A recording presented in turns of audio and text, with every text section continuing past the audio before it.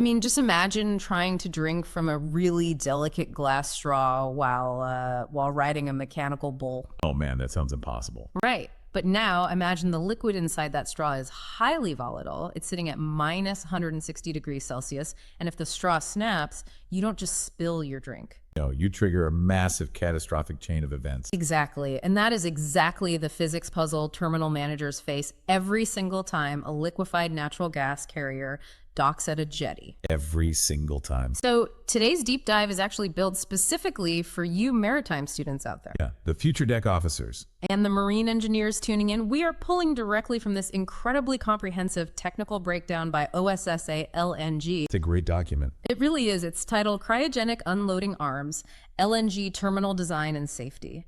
And our mission today is to master the intricate thermodynamic and mechanical systems that make ship-to-shore LNG transfers even possible. And, the extreme fail-safes that keep those terminals from turning into disaster zones. Yeah, which is super important. Okay, let's unpack this.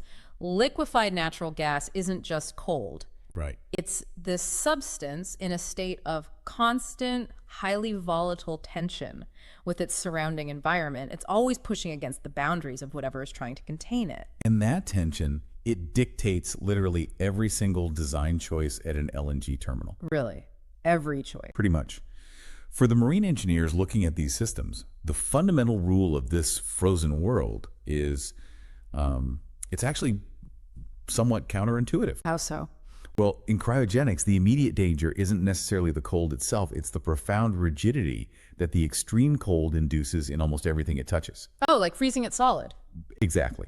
You're managing a physical process where the liquid inside the manifold desperately wants to expand back into a vapor, right? But the mechanical infrastructure required to contain it, well, it wants to freeze, lock up, and just shatter like glass under the stress. Which brings us to the first major mechanical hurdle of the transfer process. I mean, a moored LNG carrier, even one that's tied alongside a solid concrete jetty, is a dynamic living entity. It's constantly moving. Yeah, because as you pump up to, 100,000 cubic meters of heavy liquid out of the cargo tanks, the vessel's draft changes dramatically. The hull physically rises in the water over the course of the discharge. It's a massive amount of weight being removed. Right. Combine that with the tidal variations of a coastal port, and you have a manifold that is constantly moving vertically. And laterally, too. Yeah, add the windage area of a massive hull catching the breeze, plus coastal currents, and the ship is shifting everywhere. So connecting a rigid stationary pipe to that shifting hull, that is a guaranteed failure. It would just break. Instantly. The very first inch of buoyancy gain, or say a sudden gust pushing the ship off the fenders, would introduce shear forces that would just snap a standard connection. Releasing all that minus 160 degree cryogenic liquid under pressure. Exactly. So the industry's solution to this movement paradox is the articulated unloading arm. People usually call them hard arms, right? Yeah, hard arms, and they are wild. They're these towering robotic limbs, sometimes 60 feet tall, constructed from specialized steel. 60 feet is massive. It is. And the brilliance of their design lies in a series of highly engineered swivel joints. They're packed with these precisely machined ball bearings. Okay. And these joints grant the massive arm 3 degrees of freedom. Meaning the arm can articulate, like twisting, turning, and reaching in a three-dimensional space to constantly track the changing position of the ship's manifold. Yes. It's a concept the OSS A LNG piece actually refers to as mechanical empathy, which I love. It's a perfect phrase for it. Right. These massive multi-ton steel structures essentially breathe with the movement of the ocean and the vessel. They do. The engineers map out a mathematical grid representing the maximum allowable drift, rise, and fall of the ship. And that 3D volume is the operating envelope. Precisely. As long as the manifold stays within those invisible boundaries, the arm just glides right along with it. Wait, let me push back on that a bit. I mean, if a ship is heavily anchored with massive mooring lines, how much could it really move? Are we talking an inch or several feet? Oh, we are talking several feet. Look at the sheer scale of the forces involved here. A modern Qmax LNG carrier displaces an enormous amount of water. Right, they're huge. Even with heavily tensioned, massive mooring hawsers secured to the breasting dolphins. The elasticity inherent in those synthetic lines means the ship is never truly static. Ah, because the ropes stretch. Exactly. You cannot lock a massive vessel completely rigid against a jetty. If you tried, you would simply tear the mooring cleats straight out of the concrete when the tide drops. Oh, wow. Yeah, that makes sense. The mooring lines are designed to absorb energy, so the ship must be allowed to wander slightly. The articulated arm bridges the gap between the rigid shoreside infrastructure and the kinetic reality of a floating vessel. So the mechanics of tracking a moving target make perfect sense. It's like a giant robotic shoulder, elbow, and wrist just following the ship. That's exactly how you should picture it. But introducing flexibility brings us to a massive metallurgical problem, doesn't it? I mean, flexibility is a mechanical trait, but when you begin pumping fluid at minus 160 degrees Celsius through that flexible structure, standard material physics go entirely out the window. They really do. What's fascinating here is the molecular phenomenon known as the ductile to brittle transition. Okay, break that down for us. When everyday materials are subjected to extreme sub-zero temperatures, their molecular lattice essentially locks into place. Meaning they get brittle. Super brittle. Whoa. Rubber hoses, standard gaskets, and even the regular carbon steel used to build bridges or ship hulls undergo this transition. So you can't use regular steel. No, absolutely not. No. Pure iron has a body-centered cubic crystal structure. As it gets cold, it loses its slip planes. Slip planes. Yeah, they're like these microscopic pathways that allow atoms to slide past one another under stress. If you took a standard carbon steel pipe down to minus 160 degrees and struck it, it wouldn't dent or bend. What would it do? It would experience cleavage fracture. It would literally shatter into jagged pieces. Like glass. That's terrifying. Which means carbon steel is strictly forbidden for any of the wetted sections of the terminal's pumping system. Banned completely. Instead, the mandate requires a very specific grade of austenitic stainless steel, right? Heavily alloyed with nickel. That's the secret ingredient, nickel. By adding nickel into the steel matrix, the material adopts a face-centered cubic crystal structure. And that fixes the slip plane issue. Yep. That specific lattice configuration retains its slip planes even at cryogenic temperatures. The steel doesn't undergo that ductile to brittle transition. It remains tough, ductile, and crucially for fabrication, it remains weldable without losing its integrity at the seams. And preserving the integrity of those seams is paramount, obviously, because when that minus 160 degree liquid first enters an arm that has just been sitting in the ambient coastal air, the thermal shock has got to be incredibly violent. Oh, it's brutal. The metal undergoes an immediate and severe physical contraction. It physically shrinks. But because of that face-centered cubic structure, the stainless steel avoids the microcracking that would typically propagate through a cooling metal. Exactly. And the terminal engineers don't leave this to chance either.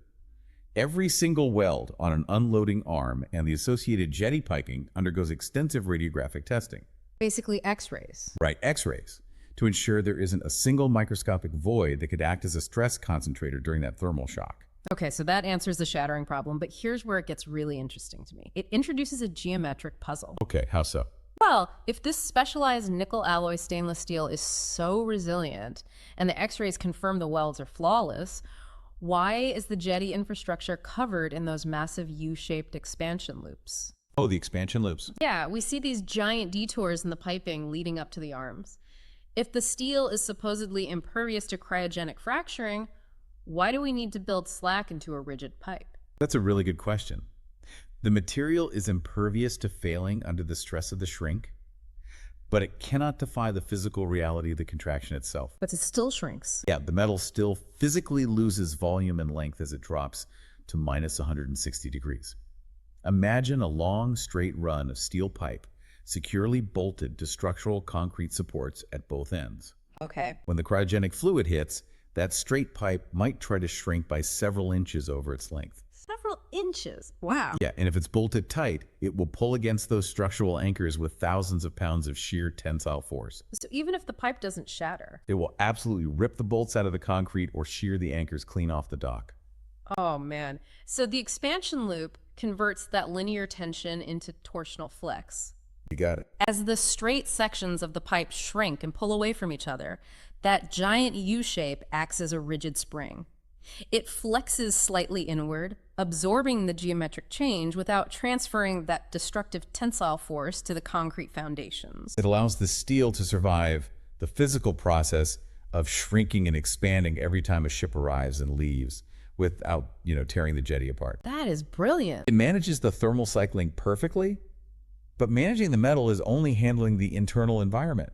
The external environment at a coastal terminal presents a completely different thermodynamic challenge. Right, because you have a massive steel arm chilled to minus 160 degrees sitting in the highly humid, salty ambient air of a marine port. It's basically a magnet for atmospheric moisture. Yeah, if you look at a photo of an active LNG transfer, you might assume something has gone terribly wrong. The articulated arms are completely caked in thick, white, heavy ice. They look frozen solid. It looks like a catastrophic system freeze up, but the OSS A LNG document details that this is entirely intentional. Totally on purpose. The arms are deliberately uninsulated. The operators let the ambient humidity freeze directly onto the steel because the ice itself acts as a natural thermal barrier. Right, limiting the heat transfer from the warm port air into the cryogenic liquid. But wait, this sounds like an excuse for cheaping out. I mean, why wouldn't they just wrap it in a high-tech foam or fiberglass? Surely that's better than relying on random sea mist freezing. You'd think so, but it's actually an elegant use of the surrounding environment. Traditional insulation materials, like highly dense polyurethane foams or thick layers of fiberglass cladding, they're inherently bulky and possess a degree of rigidity. Okay. If engineers attempted to clad the articulated arms in heavy foam to prevent the ice buildup, the constant dynamic movement we discussed earlier would quickly degrade it. Oh, because the arm is twisting and turning. Exactly. As the arm articulates to follow the ship's draft changes, the foam would compress, crack, tear, and eventually peel away entirely. That makes sense. Plus, bulky cladding would mechanically obstruct the clearance needed for the swivel joints to rotate fully. Okay, but surely the weight of solid ice building up on a suspended arm throws off the operating envelope. A marine environment isn't exactly lacking in moisture. Relying on ice just seems like asking for unpredictable load stresses on the robotics. Well, the weight is precisely calculated into the counterbalance systems of the hard arm. Oh, they plan for the weight of the ice. Absolutely. The counterweights are calibrated not just for the weight of the steel and the internal liquid, but for a maximum predicted ice load. And ice is fundamentally a self-healing insulation. Self-healing. Yeah, as the arm bends and twists with the ship's movement, the ice layer on the outside might crack. But because the exposed steel beneath is still deeply sub-zero, the ambient humidity instantly freezes over the fissure. Repairing the thermal barrier in real time. Exactly. It perfectly conforms to the complex geometry of the arm without restricting its physical movement. Okay, that solves the exterior, but it creates an incredibly precarious internal situation for the robotics. We established that the 3 degrees of freedom rely entirely on those specialized swivel joints packed with precision ball bearings. Right. If the natural thermal barrier is just thick ice, and that humid sea air manages to penetrate the housing of the swivel joints and freeze into the raceways of the bearings. The entire mechanism is compromised. Right, the internal seizure dilemma. Yes, if ice forms inside the raceway, the ball bearings lock solid. You now have a perfectly rigid steel arm bolted to a ship that is still rising on the tide and drifting on the mooring lines. It would just tear the manifold apart. It would. So to neutralize this threat, terminal operators utilize continuous nitrogen purging. Nitrogen purging. They inject a steady flow of bone-dry, inert nitrogen gas directly into the swivel joint housings. Because the nitrogen is maintained at a positive pressure, it continuously pushes outward, preventing any moist atmospheric air from creeping into the mechanics. You've got it. The ball bearings are spinning in a completely dry, moisture-free bubble, so they remain free to track the ship's movement, regardless of the massive ice block encasing the outside of the joint. That is so smart. And the mechanical protection is vital, but the nitrogen purge achieves an even more critical chemical objective for the terminal. Which is? Before the transfer begins and immediately after it concludes, engineers purge the entire internal volume of the unloading arms and the associated manifolds with nitrogen. Oh, to clear out the oxygen. Yes. In the maritime sector, managing the risk of vapor ignition is paramount. By aggressively flooding the system with an inert gas, they are forcefully displacing every trace of atmospheric oxygen from the lines. And without oxygen, vapor ignition is physically impossible. Exactly. Even if the mechanical disconnect of the heavy steel coupling somehow generated a static spark, the environment is fundamentally inert. The nitrogen blanket isolates the fuel from the oxidizer, entirely neutralizing the threat. It's brilliant. Brilliant. The nitrogen keeps the mechanical components moving and structurally guarantees the safety of the transfer process. But thermodynamics is an uphill battle. It's a constant fight. We have ice shielding the outside and nitrogen securing the inside, but pumping massive volumes of fluid naturally generates friction. And friction is an input of kinetic energy, which translates directly to heat. Heat ingress is the inescapable reality of fluid dynamics. No matter how efficient the system is, that minus 160-degree LNG is going to warm up as it travels from the ship's cargo holds, through the ship's massive discharge pumps, up through the hard arms, and into the shoreside storage tanks. And this heat ingress leads to what the industry calls boil-off gas, or BOG, right? Yes, BOG. As the thermal energy of the liquid increases, a fraction of it inevitably flashes across the phase boundary from liquid back into a vapor state. And it isn't just the temperature change generating the gas. As thousands of cubic meters of liquid LNG are pushed into the massive shoreside storage tanks, that physical liquid volume has to displace the gas volume that was already occupying the top of the tank. You are rapidly compressing a space filled with vapor. Right. If that rising vapor pressure isn't actively managed, the structural limits of the storage tanks would be breached, which would be catastrophic. So LNG terminals rely on a highly sophisticated vapor return system to maintain equilibrium. How does that work? The immediate step is to route a precisely controlled volume of that boil-off gas back through a dedicated vapor return arm straight into the ship's cargo tanks. Because the ship is experiencing the exact opposite problem. Exactly. The vessel's cargo pumps are violently pulling massive volumes of liquid out of the holds.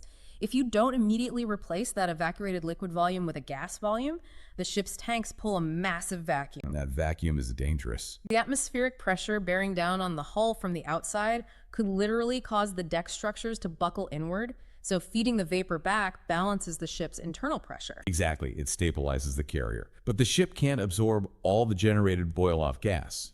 The excess vapor pressure on the terminal side still has to be handled. And venting it into the atmosphere isn't an option. No, definitely not. Instead, the remaining high-pressure gas is routed into a complex piece of thermodynamics called a recondenser. So what does this all mean? Let me try an analogy. Think about opening a bottle of hot, vigorously shaken soda. Okay, I'm with you. The internal pressure is massive, right? And the dissolved carbonation desperately wants to escape into the atmosphere. But instead of letting it vent, we capture that escaping fizz and force it into a chamber where we blast it with a stream of supercooled incoming liquid soda. That's a great way to picture it. The thermal shock of the cold liquid crushes the expanding gas, ripping the heat out of it and violently pulling it back across the phase boundary into a liquid state. That is exactly what happens. The thermodynamic mechanism is a direct contact heat exchange. Right. By taking the relatively warm, expanding boil-off gas and mixing it directly with the deeply subcooled incoming LNG stream from the ship, the system forces a phase change. The extreme cold of the bulk liquid absorbs the enthalpy of the gas, condensing it back into a manageable fluid. It is an incredibly elegant, circular, closed-loop system. You are basically weaponizing the extreme cold of the primary